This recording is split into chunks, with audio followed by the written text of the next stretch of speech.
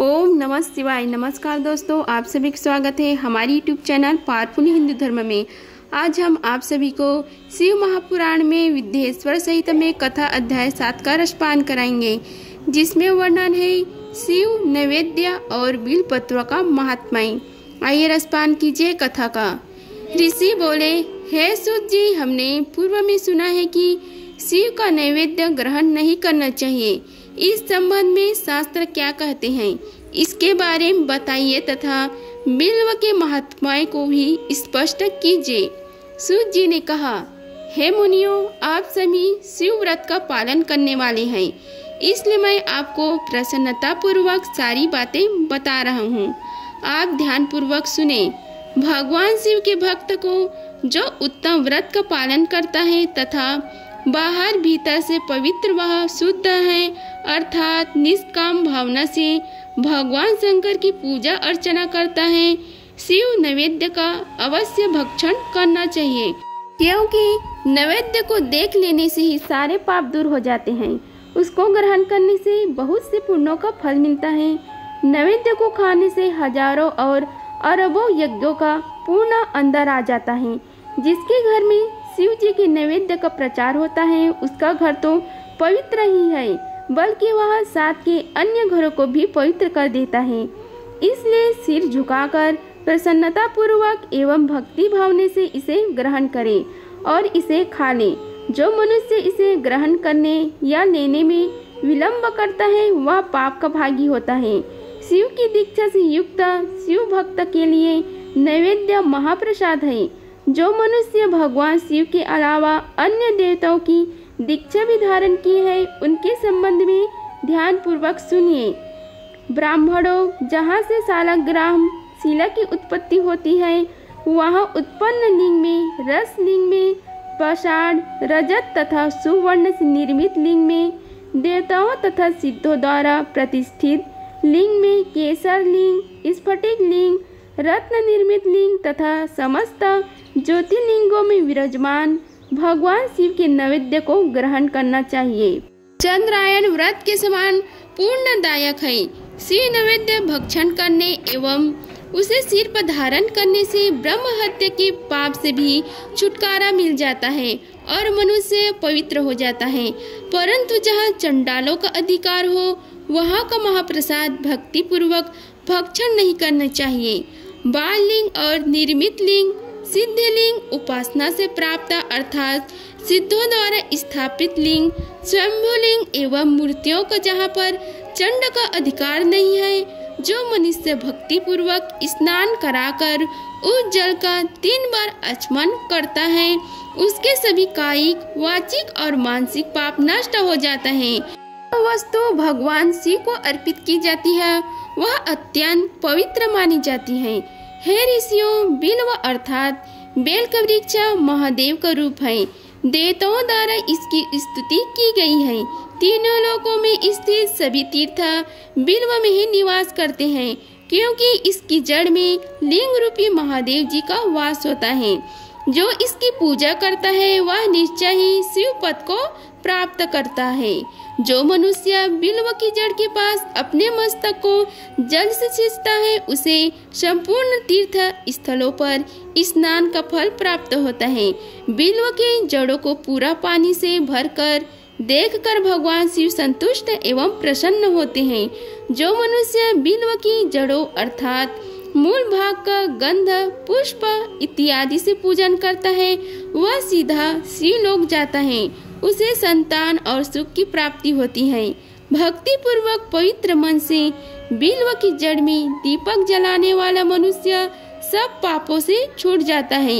इस वृक्ष के नीचे जो मनुष्य एक शिव भक्त ब्राह्मण को भोजन कराता है, उसे 1 करोड़ ब्राह्मणों को भोजन कराने का फल मिलता है। इस वृक्ष के नीचे दूध घी में पके अन्न का दान देने से दरिद्रता दूर हो जाती है। हे ऋषियों, प्रवृत्ति और निवृत्ति के 2 मार्ग हैं। प्रवृत्ति के मार्ग में पूजा पाठ करने से मनोरथ पूर्ण हो जाते हैं। यह संपूर्ण अभीष्ट फल प्रदान करता है। किसी सुपात्र गुरु द्वारा विधि विधान से पूजन कराए, अभिषेक के बाद अग्नि चावल से बना नैवेद्य अर्पण करें। पूजा के अंत में शिवलिंग को संपुट में विराजमान कर घर में किसी शुद्ध स्थान पर रख दें। निवृत्त मार्गी उपासकों को हाथ में ही पूजन करना चाहिए। भिक्षा में प्राप्त भोजन को ही नैवेद्य के रूप में अर्पित करें। निवृत्ति पुरुषों के लिए सूक्ष्म लिंग ही श्रेष्ठ है। विभूति से पूजन करें तथा विभूति को निवेदित करें। पूजन करने के उपरांत लिंग को मस्तक पर धारण करें। आगे की कथा वर्णन है शिव नाम की महिमा। ऋषि बोले, हे व्यास जी, शिष्य सूत जी, आपको नमस्कार है। हम पर कृपा कर हमें परम उत्तम रुद्राक्ष तथा शिव नाम की महिमा का महात्म्य सुनाइए। सूत जी बोले, हे ऋषियों, आपने बहुत ही उत्तम तथा समस्त लोगों के हित की बात पूछी है। भगवान शिव की उपासना करने वाले मनुष्य धन्य है। उनका मनुष्य होना सफल हो गया है। साथ ही शिव भक्ति से उनके कुल का उद्धार हो गया है। जो मनुष्य अपने मुख से सदा शिव और शिव नामों का उच्चारण करते हैं, पाप उनका स्पर्श भी नहीं कर पाता। भस्म, रुद्राक्ष और शिव नाम त्रिवेणी के समान महापूर्णमय है। इन तीनों के निवास और दर्शन मात्र से ही त्रिवेणी के स्नान का फल प्राप्त हो जाता है। इनका निवास जिसके शरीर में होता है, उसके दर्शन से ही सभी पापों का विनाश हो जाता है। भगवान शिव का नाम गंगा है। विभूति भस्म यमुना मानी गई है तथा रुद्राक्ष को सरस्वती कहा गया है। इनकी संयुक्त त्रिवेणी समस्त पापों को नाश करने वाली है। हे श्रेष्ठ ब्राह्मणों, इनकी महिमा सिर्फ भगवान महेश्वर ही जानते हैं। यह शिव नाम का महात्म्य समस्त पापों को हर लेने वाला है। शिव नाम अग्नि है और महापाप पर्वत है। इस अग्नि से पाप रूपी पर्वत जल जाते हैं। शिव नाम को अपने मात्र से ही पाप मूल नष्ट हो जाते हैं। जो मनुष्य इस पृथ्वी लोक में भगवान शिव के जाप में लगा हुआ रहता है, वह विद्वान, पूर्णात्मा और वेदों का ज्ञाता है। उसके द्वारा किए गए धर्म कर्म फल देने वाले हैं। जो भी मनुष्य शिव नाम रूपी नौका पाकर भव सागर को तार जाते हैं, उनके भव रूपी पाप निसंदेह ही नष्ट हो जाते हैं। जो पाप रूपी दावा नल से पीड़ित है, उन्हें शिव नाम रूपी अमृत का पान करनी चाहिए। हे मुनीश्वरों, जिसने अनेक जन्मों तक तपस्या की है, उसे ही पापों का नाश करने वाली शिव भक्ति प्राप्त होती है। जिस मनुष्य के मन में कभी न खंडित होने वाली शिव भक्ति प्रकट हुई है, उसे ही मोक्ष मिलता है। जो अनेक पाप करके भी भगवान शिव के नाम जाप में आदर पूर्वक लग गया है, वह समस्त पापों से मुक्त हो जाता है। इसमें जरा भी संशय नहीं है। जिस प्रकार जंगल में दानव नल से दग्ध हुए वृक्ष भस्म हो जाते हैं, उसी प्रकार शिव नाम रूपी दावा नल से दग्ध होकर उसके सारे पाप भस्म हो जाते हैं। जिसके भस्म लगाने से अंग पवित्र हो गए हैं और जो आदर से ही शिव नाम जपता है, वह इस अथाह भवसागर से पार हो जाते हैं। संपूर्ण वेदों का अवलोकन करके महर्षियों ने शिव नाम को संसार सागर को पार करने का उपाय बताया है। भगवान शंकर के एक नाम भी पाप को भी समाप्त करने की इतनी शक्ति है कि उतने पातक कभी कोई मनुष्य कर ही नहीं सकता। पूर्व काल में इंद्रदुम्न नाम का एक महापापी राजा हुआ था और एक ब्राह्मण युवती जो बहुत पाप कर चुकी थी, शिव नाम के प्रभाव से दोनों उत्तम गति को प्राप्त हुए। हे द्विजो, इस प्रकार मैंने तुमसे शिव नाम की महिमा का वर्णन किया है। आगे की कथा में वर्णन है भस्म धारण की महिमा। शिव जी ने कहा, हे ऋषियों, अब मैं तुम्हारे लिए समस्त वस्तुओं को पावन करने वाले भस्म का महात्म्य सुनाता हूँ। भस्म दो प्रकार की होती है, एक महाभस्म और दूसरी स्वल्प भस्म। महाभस्म के भी अनेक भेद हैं। यह तीन प्रकार की होती हैं, श्रोता, स्मार्थ और लौकिक। श्रोता और स्मार्थ भस्म केवल ब्राह्मणों के ही उपयोग में आने योग्य हैं। लौकिक भस्म का उपयोग सभी मनुष्य जन कर सकते हैं।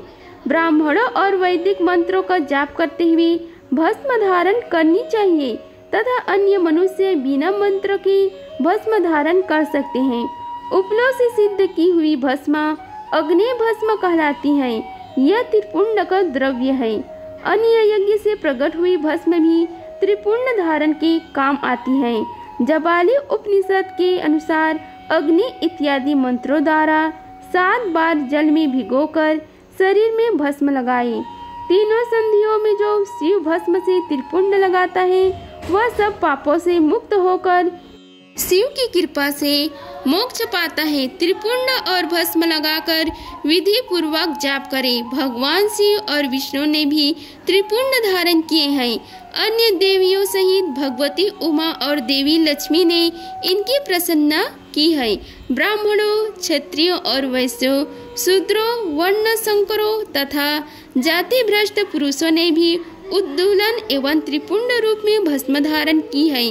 महर्षियों, इस प्रकार संक्षेप में मैंने त्रिपुंड का महात्म्य बताया है। यह समस्त प्राणियों के लिए गोपनीय है। ललाट अर्थात माथे पर भावों के मध्य भाग से भावों के अंत भाग जितना बड़ा त्रिपुंड ललाट में धारण करनी चाहिए। मध्यमा और अनामिका अंगुली से 2 रेखाएं करके अंगूठे द्वारा बीच में सीधी रेखा त्रिपुंड कहलाती है। त्रिपुंड अत्यंत उत्तम तथा भोग और मोक्ष देने वाला है। त्रिपुंड की एक एक रेखा में 9 देवता हैं, जो सभी अंगों में स्थित है। प्रणव का प्रथम अक्षर आकार ग्रहपत्य अग्नि, पृथ्वी, धर्म, रजोगुण, ऋग्वेद, क्रिया शक्ति, प्रातः सावन तथा महादेव ये त्रिपुंड की प्रथम रेखा के 9 देवता हैं। प्रणव का दूसरा अक्षर उकार, दक्षिण अग्नि, आकाश, सत्वगुण, यजुर्वेद, मध्य दिन, सावन, इच्छा शक्ति, अंतरात्मा तथा महेश्वर ये दूसरी रेखा के 9 देवता हैं।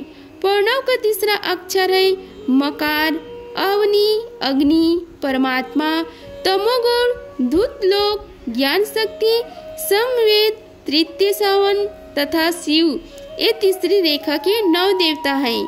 प्रतिदिन स्नान से शुद्ध होकर भक्ति भाव से त्रिपुंड में स्थित देवताओं को नमस्कार कर त्रिपुंड धारण करें तो भोग और मोक्ष दोनों की प्राप्ति होती है।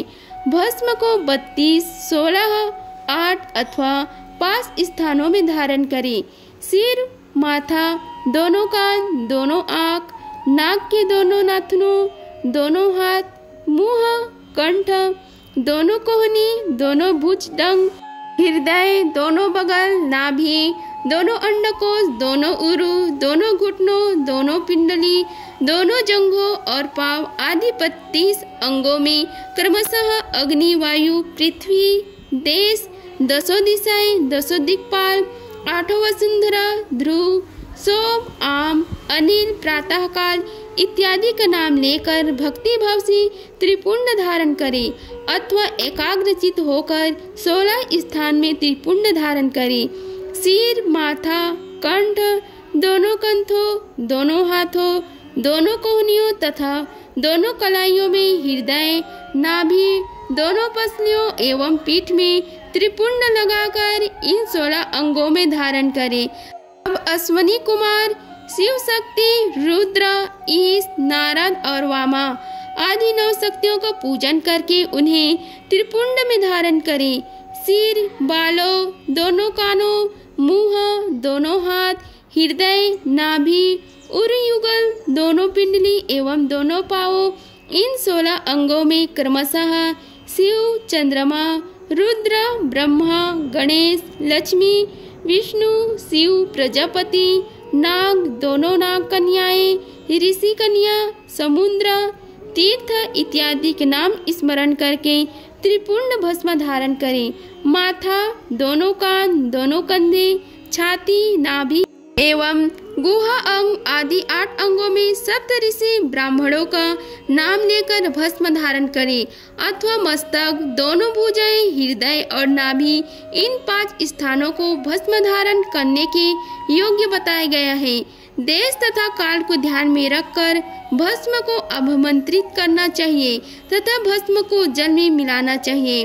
त्रिनेत्रधारी, सभी गुणों के आधार तथा सभी देवताओं के जनक और ब्रह्म एवं रुद्र की उत्पत्ति करने वाले पर ब्रह्म परमात्मा शिव का ध्यान करते हुए ओम नमः शिवाय मंत्र को बोलते हुए माथे एवं अंगों पर त्रिपुंड धारण करें। आगे के कथन वर्णन है रुद्राक्ष महात्मा का वर्णन। शिव जी कहते हैं कि हे महाज्ञानी शिव स्वरूप सनक, भगवान शंकर की प्रिय रुद्राक्ष का महात्म्य मैं तुम्हें सुना रहा हूँ। यह रुद्राक्ष परम पावन है। इसके दर्शन, स्पर्श एवं जाप करने से समस्त पाप नष्ट हो जाते हैं। इसकी महिमा तो स्वयं सदाशिव ने संपूर्ण लोकों के कल्याण के लिए देवी पार्वती को सुनाई है। भगवान शिव बोले, हे देवी, तुम्हारे प्रेमवश भक्तों के हित की कामना से रुद्राक्ष की महिमा का वर्णन कर रहा हूँ। पूर्व काल में मैंने मन को संयम में रखकर हजारों दिव्य वर्षों तक घोर तपस्या की। एक दिन अचानक मेरा मन क्षुब्ध हो उठा और मैं सोचने लगा कि मैं संपूर्ण लोगों का उपकार करने वाला स्वतंत्र परमेश्वर हूँ। अतः मैंने लीलावश अपने दोनों नेत्र खोल दिए। नेत्र खुलते ही मेरे नेत्रों से जल की छड़ी लग गई। उसी से गौड़ देश से लेकर मथुरा, अयोध्या, काशी, लंका, मालाचल पर्वत आदि स्थानों में रुद्राक्षों के पेड़ उत्पन्न हो गए। तभी से इनका महात्म्य बढ़ गया और वेदों में भी इनकी महिमा का वर्णन किया गया है।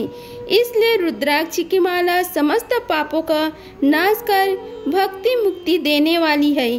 ब्राह्मण, वैश्य, क्षत्रिय और शूद्र जातियों में जन्मे शिव भक्त सफेद, लाल, पीले या काले रुद्राक्ष धारण करें।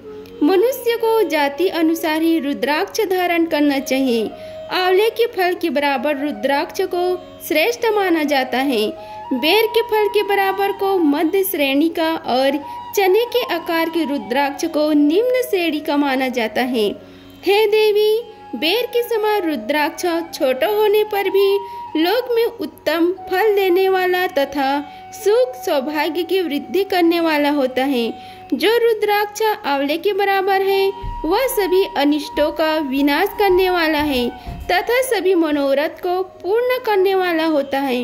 रुद्राक्ष जैसे जैसे छोटा होता है वैसे अधिक फल देने वाला होता है। पापों का नाश करने के लिए रुद्राक्ष धारण अवश्य करना चाहिए। यह संपूर्ण अभीष्ट फलों की प्राप्ति सुनिश्चित करता है। लोक में मंगलमय रुद्राक्ष जैसे फल देने वाला कुछ भी नहीं है।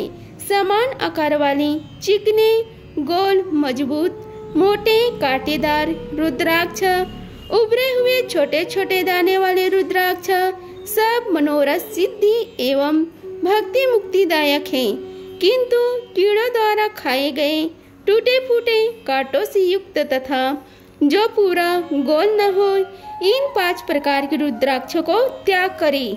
इस रुद्राक्ष में अपने आप डोरा पिरोने के लिए छेद हो वही उत्तम माना गया है।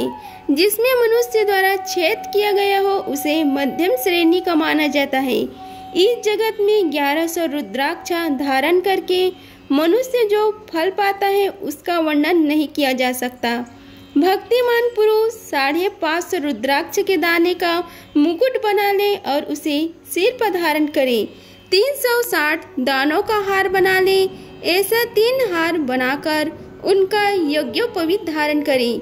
महर्षियों, जिस पर सिर पर इंसान मंत्र से, कान में तत्पुरुष मंत्र से रुद्राक्ष धारण करना चाहिए। गले में रुद्राक्ष, मस्तक पर त्रिपुंडधारी रुद्राक्ष पहने। ओम नमः शिवाय मंत्र का जाप करने वाला मनुष्य यमपुरी को नहीं जाता। रुद्राक्ष माला पर मंत्र जपने का करोड़ गुना फल मिलता है। 3 मुखी वाला रुद्राक्ष साधन सिद्धि कराता है एवं विद्याओं में निपुण बनाता है। 4 मुखी वाला रुद्राक्ष ब्रह्म स्वरूप है। इसके दर्शन एवं पूजन से नर हत्या का पाप छूट जाता है। यह धर्म, अर्थ, काम, मोक्ष आदि चारों पुरुषार्थों का फल देता है। 5 मुखी वाला रुद्राक्ष को कालाग्नि अर्थात पंचमुखी कहा जाता है। यह सर्व कामनाएं पूर्ण कर मोक्ष प्रदान करता है। अभोग्य स्त्रियों को भोगने के पाप तथा भक्षण के पापों से मुक्त हो जाता है। 6 मुखी रुद्राक्ष कार्तिकेय का स्वरूप है। इसको सीधे बाहे में बांधने से ब्रह्म हत्या के दोष से मुक्ति मिलती है। सप्तमुखी रुद्राक्ष धारण करने से धन की प्राप्ति होती है। 8 मुखी वाला रुद्राक्ष भैरव का स्वरूप है। इसे धारण करने से लंबी आयु प्राप्त होती है और मरने पर शिव पद प्राप्त हो जाता है। 9 मुखी वाला रुद्राक्ष भैरव तथा कपिल मुनि का स्वरूप माना जाता है और भगवती दुर्गा उसकी अधिष्ठात्री देवी मानी गई है।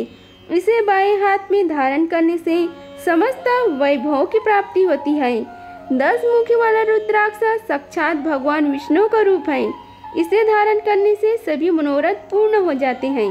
11 मुख वाला रुद्राक्ष रुद्र रूप है। इसको धारण करने से मनुष्य को सब स्थानों पर विजय मिलती है। 12 मुखी वाले रुद्राक्ष को बालों में धारण करने से मस्तक पर 11 सूर्य के समान तेज प्राप्त होता है। 13 मुखी वाला रुद्राक्ष विश्व देवों का स्वरूप है। इसे धारण करने से सौभाग्य और मंगल का लाभ मिलता है। 14 मुख वाला रुद्राक्ष साक्षात शिव स्वरूप है। इससे भक्ति पूर्वक मस्तक पर धारण करने से समस्त पापों का नाश हो जाता है। इस प्रकार मुखों के भेद से रुद्राक्ष के 14 भेद बताए गए हैं। हे पार्वती, अब मैं तुम्हें रुद्राक्ष धारण के मंत्र सुनाता हूँ।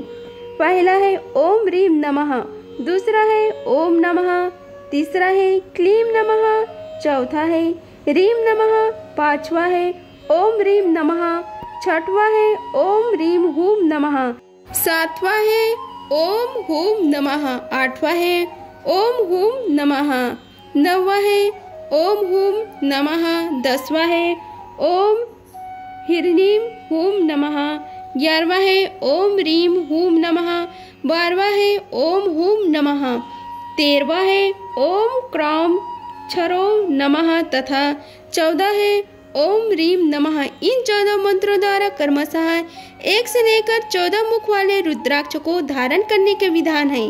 साधक को नींद और आलस्य का त्याग कर श्रद्धा भक्ति से मंत्रों द्वारा रुद्राक्ष धारण करनी चाहिए।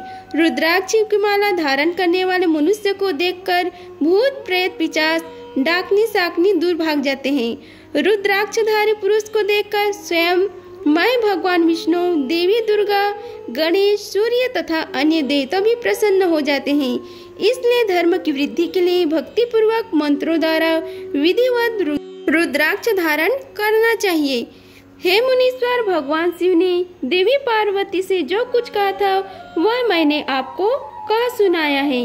मैंने आपके समक्ष विद्येश्वर संहिता का वर्णन किया है।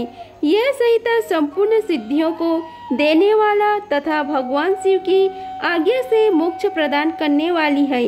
जो मनुष्य इसे नित्य पढ़ते अथवा सुनते हैं वे पत्रादि के सुख भोग का सुखमय जीवन व्यतीत करके अंत में शिव रूप होकर मुक्ति को प्राप्त होते हैं। इति श्री विंध्येश्वर संहिता संपूर्णम। अगर आप सभी को वीडियो अच्छी लगी होगी तो वीडियो को लाइक कीजिए, चैनल को सब्सक्राइब कीजिए और कमेंट बॉक्स में ओम नमः शिवाय लिखिए। धन्यवाद। मिलते हैं अगले वीडियो में, तब तक के लिए हर हर महादेव।